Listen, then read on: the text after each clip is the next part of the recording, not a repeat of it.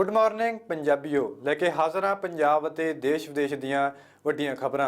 नागरिकता सोध कानून लागू होने तो बाद दिल्ली सड़ रही है। दिल्ली ਦੇ ਵਿੱਚ कई दिनों तो हिंसक प्रदर्शन हो रहा है। इस हिंसक प्रदर्शन के कारण 20 ਤੋਂ ਵੱਧ ਲੋਕਾਂ ਦੀ जान जा चुकी है। इस तो बाद पूरी तरह ਦੇ ਨਾਲ दिल्ली ਦੇ ਵਿੱਚ सियासत भी गरमा चुकी है। अज कांग्रेस की अंतरिम प्रधान सोनिया गांधी के वलों प्रेस कॉन्फ्रेंस की गई। प्रेस कॉन्फ्रेंस करके सोनिया गांधी ने केंद्र सरकार से सीधे तौर पर निशाना साधिया और गृह मंत्री अमित शाह का अस्तीफा भी मंगया। कांग्रेस तो बिना होर सियासी धिरां भी केंद्र सरकार से निशाना साध रही ने। उत्तरी पूर्वी दिल्ली ਦੇ ਵਿੱਚ CA ਵਿਰੋਧੀ ਹਿੰਸਾ ਦੇ ਵਿੱਚ 20 ਤੋਂ ਵੱਧ ਲੋਕਾਂ ਦੀ ਮੌਤ ਹੋ ਗਈ ਹੈ ਅਤੇ 250 ਲੋਕ ਜ਼ਖਮੀ ਹੋਏ ਨੇ। GTB ਹਸਪਤਾਲ ਵਿੱਚ 21 ਅਤੇ JP ਹਸਪਤਾਲ ਦੇ ਵਿੱਚ 1 ਦੀ ਮੌਤ ਦਰਜ ਕੀਤੀ ਗਈ ਹੈ। ਹਿੰਸਾ ਤੋਂ 3 ਦਿਨਾਂ ਬਾਅਦ ਪ੍ਰਧਾਨ ਮੰਤਰੀ ਨਰਿੰਦਰ ਮੋਦੀ ਨੇ ਲੋਕਾਂ ਨੂੰ ਸ਼ਾਂਤੀ ਦੀ ਅਪੀਲ ਕੀਤੀ ਹੈ। ਉੱਥੇ ਹੀ ਦਿੱਲੀ ਦੇ ਮੁੱਖ ਮੰਤਰੀ ਅਰਵਿੰਦ ਕੇਜਰੀਵਾਲ ਨੇ ਹਿੰਸਾ ਪ੍ਰਭਾਵਿਤ ਇਲਾਕਿਆਂ ਦੇ ਵਿੱਚ ਫੌਜ ਤੈਨਾਤ ਕਰਨ ਦੀ ਮੰਗ ਕੀਤੀ है। अभी नॉर्थ ईस्ट डिस्ट्रिक्ट में आपने खुद ही देखा होगा to a large extent normalcy has returned. Senior officers are on rounds, extra forces have been given, and lot of confidence building measures are being taken. We are also associating peace committee meetings, and things are being brought back to normal. Sir ये भी कहा जा रहा है कि Delhi police इस हिंसा को निपटने के लिए नाकामयाब रही, फेल रही, क्योंकि इस वजह से काफ़ी डेथ हुई है, जो 20 डेथ बताई जा रही है. You would realize that many of these incidents have taken place in deeper lanes inside, where as and when the call came, the police responded very promptly. Some incidents did take place before the police reached, but जब भी police पहुंच के spot पे आ गई, उसके बाद strict action लिया गया एंड कई जगह से पुलिस ने काफ़ी लोग जो डिस्ट्रेस में थे उनको रेस्क्यू भी किया. सर कोर्ट ने ये कहा है कि कपिल मिश्रा या फिर जो जिन्होंने इस तरह के नारे लगवाए थे, तो उस पर क्या कार्रवाई की गई, पुल आउट किया दिल्ली पुलिस? अभी we will see what the court says what. Congress ने दिल्ली ਦੇ ਵਿੱਚ ਚੱਲ ਰਹੀ ਹਿੰਸਾ ਨੂੰ ਲੈ ਕੇ ਕੇਂਦਰ ਅਤੇ ਦਿੱਲੀ ਸਰਕਾਰ ਤੇ ਨਿਸ਼ਾਨਾ ਸਾਧਿਆ। ਕਾਂਗਰਸ ਨੇ ਕਿਹਾ ਕਿ ਉਹ ਰਾਜਧਾਨੀ ਦੇ ਵਿੱਚ ਸ਼ਾਂਤੀ ਬਹਾਲ ਕਰਨ ਦੇ ਵਿੱਚ ਨਾਕਾਮ ਰਹੇ ਨੇ। ਕਾਂਗਰਸ ਵਰਕਿੰਗ ਕਮੇਟੀ ਦੀ ਮੀਟਿੰਗ ਤੋਂ ਬਾਅਦ ਕਾਂਗਰਸ ਪ੍ਰਧਾਨ ਸੋਨੀਆ ਗਾਂਧੀ ਨੇ ਕਿਹਾ ਕਿ ਗ੍ਰਹਿ ਮੰਤਰੀ ਨੂੰ ਇਸ ਦੀ ਜ਼ਿੰਮੇਵਾਰੀ ਲੈਂਦਿਆਂ ਅਸਤੀਫਾ ਦੇ ਦੇਣਾ ਚਾਹੀਦਾ ਹੈ। ਉਹਨਾਂ ਸਵਾਲ ਕੀਤਾ ਕਿ ਦਿੱਲੀ ਦੇ ਵਿੱਚ ਪੁਲਿਸ ਦੇ ਅਸਫਲ ਰਹਿਣ ਤੋਂ ਬਾਅਦ ਅਰਧ ਸੈਨਿਕ ਬਲ ਨੂੰ ਕਿਉਂ ਨਹੀਂ ਬੁਲਾਇਆ ਗਿਆ। ਦਿੱਲੀ ਦੇ ਮੁੱਖ ਮੰਤਰੀ ਕੀ ਕਰ ਰਹੇ ਸਨ, BJP ਲੀਡਰ ਤੇ ਕੋਈ ਕਾਰਵਾਈ ਕਿਉਂ नहीं हुई है। दिल्ली में मौजूदा स्थिति के लिए केंद्र सरकार खास तौर से गृह मंत्री जिम्मेदार है और इस तौर से जिम्मेदारी लेते हुए गृह मंत्री को अपना इस्तीफा देना चाहिए। पिछले इतवार से हो रहे हैं लगातार दर्दनाक हादसों के पीछे एक सोचा समझा षड्यंत्र है। इस साजिश को देश ने दिल्ली के चुनाव के दौरान भी देखा।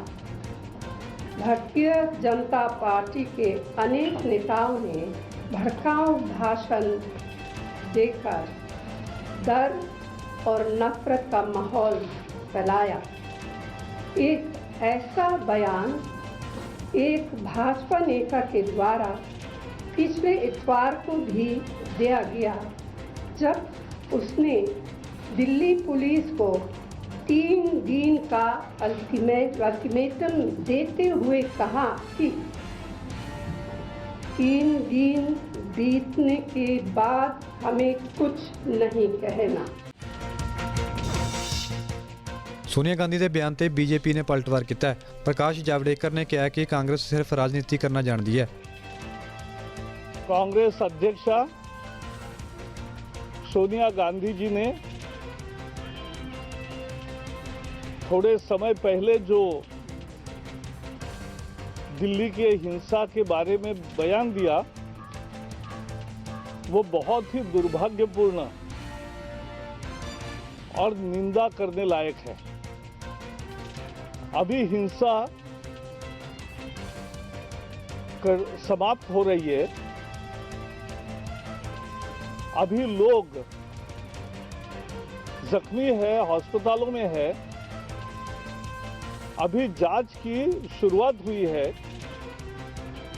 ऐसे में सभी पार्टियों का काम होता है कि शांति खाई हो और उसमें मदद करे, उसके बजाय सरकार पर दोषारोप करना ये गंदी राजनीति है।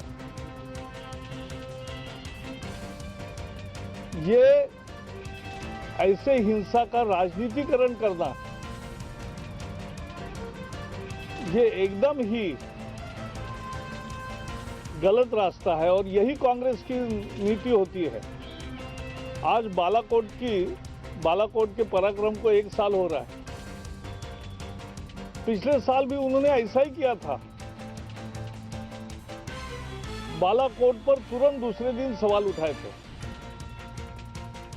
उसके पहले 3 साल पहले सर्जिकल स्ट्राइक पर भी ऐसे ही सवाल उठाए थे। तो देश के प्रयासों में मदद करने के बजाय वो केवल राजनीति करना चाहते हैं, जिसकी हम भर्त्सना करते हैं। ਦਿੱਲੀ ਵਿੱਚ ਹੋਈ ਹਿੰਸਾ ਤੇ ਕੇਂਦਰ ਸਰਕਾਰ ਨੂੰ ਦੂਜੀਆਂ ਸਿਆਸੀ ਧਿਰਾਂ ਵੀ ਘੇਰ ਰਹੀਆਂ ਨੇ। 13-14 लोगों की जान, अभी जो आंकड़ा आ रहा है 20 लोगों की मौत हो चुकी है। हिंदू मारे जा रहे हैं, मुसलमान मारे जा रहे हैं, पत्रकारों को पीटा जा रहा है, पुलिस वाले की जान चली गई, दुकान जलाया जा रही है, धार्मिक स्थल जलाए जा रहे हैं, घर जलाए जा रहे हैं।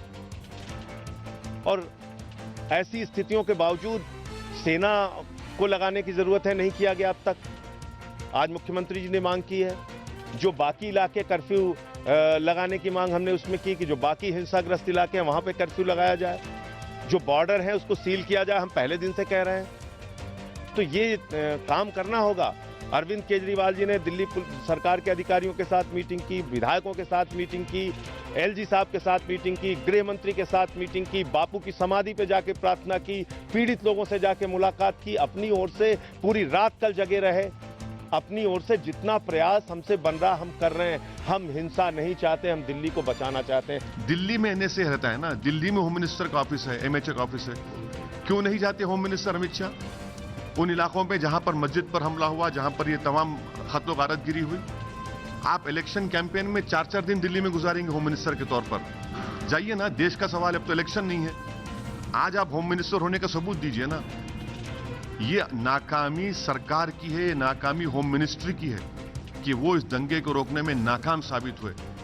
ये पूरी जिम्मेदारी उन पर आयद होती है। जो लोग आज मरे हैं इसकी जिम्मेदार बीजेपी है, क्योंकि उनके एक एमएलए ने डीसीपी के साथ खड़े होकर वो बयान दिया और दिल्ली की पुलिस मिली भी है। इसीलिए मैं फिर से दोहरा रहा हूं, आर्मी को लाइए वहां पर, आर्मी को उतारिए, नहीं रुकने वाला है। बहुत ज्यादा नुकसान हुआ है, बहुत जानें गई हैं।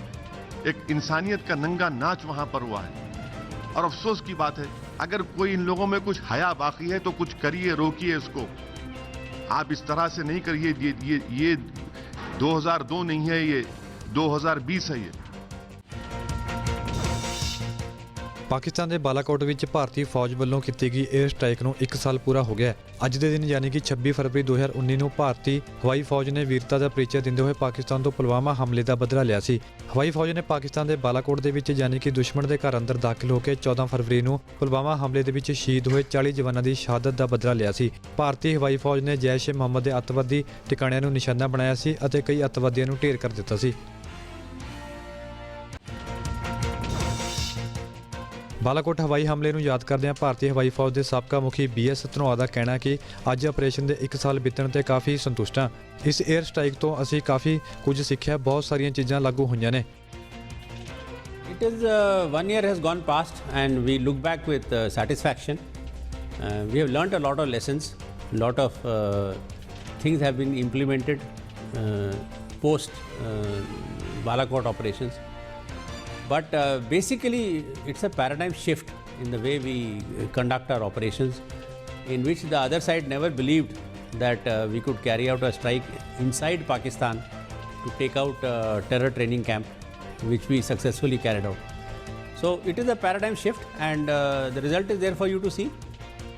After that there were no major terrorist attacks throughout the Indian elections because they were scared that we'll respond again in the same manner or even more devastating. Balakot air strike ਦੇ 1 ਸਾਲ ਪੂਰਾ ਹੋਣ ਤੇ air chief marshal RKS Bhadauria ਨੇ group captain ਨਾਜ਼ੀਰ ਦੇ ਨਾਲ ਮਿਲ ਕੇ MiG-21 ਅਤੇ Sukhoi ਜਹਾਜ਼ ਉਡਾਇਆ। ਇਸ ਤੋਂ ਬਾਅਦ ਭਦੌਰੀਆ ਨੇ ਕਿਹਾ ਸੰਦੇਸ਼ ਬਿਲਕੁਲ ਸਾਫ਼ ਹੈ ਕਿ ਅਸੀਂ ਚੁੱਪ ਨਹੀਂ ਰਹਾਂਗੇ। Today is the Balakot anniversary, so it was really to get back with the boys to spend some time with them, fly a mission with them, and the MiG-29s were also there, but they were giving us AD support from externally. The Su-30s were there, represented, Mirages were there, and I decided to fly a MiG-21 along with 51 Squadron, and this in particular was to really differentiate and be with them because they were the squadron, in spite of the technological gap, in spite of the vintage aircraft and the weapons that they were flying with. The spirit of training in Indian Air Force is such, and they demonstrated it to engage the enemy fighters which were far ahead in technology and weapons. Bulletin ਦੇ ਵਿੱਚ ਸਮਾਂ ਹੋ ਗਿਆ ਇੱਕ break ਦਾ, ਮਿਲਦੇ ਹਾਂ break ਤੋਂ ਬਾਅਦ।